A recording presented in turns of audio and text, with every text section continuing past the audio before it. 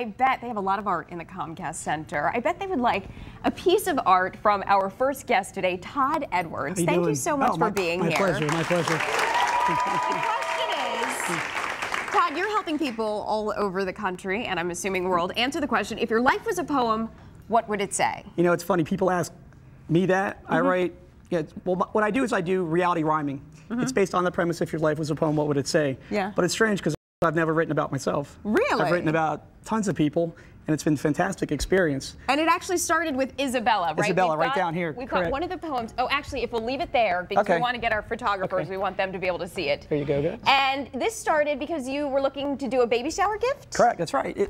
They're friends of mine, and I was going to a co-ed baby shower, and I wanted to give, you know, something different, you know, a gift card or the clothes, you know.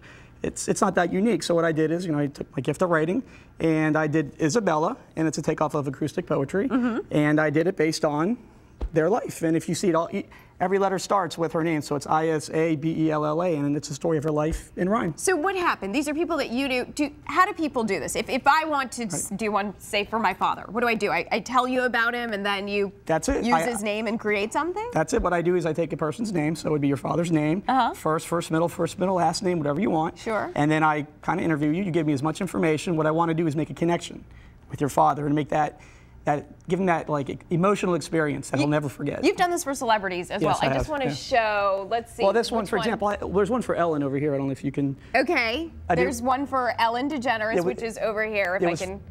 Oh, yeah, you can see it. Magical Soul. I can't read it. Can you read just the first line for me? Sure. It says Ellen Lee DeGeneres. It says, emerging with charisma into one of the most celebrated comedians of our day.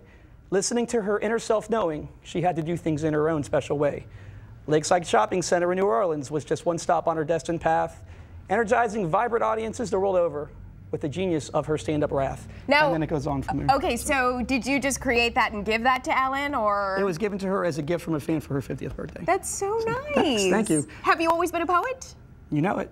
But come on, I walked right into that was coming. Come on, that was like so obvious. Yeah, but what made you think this could be a business?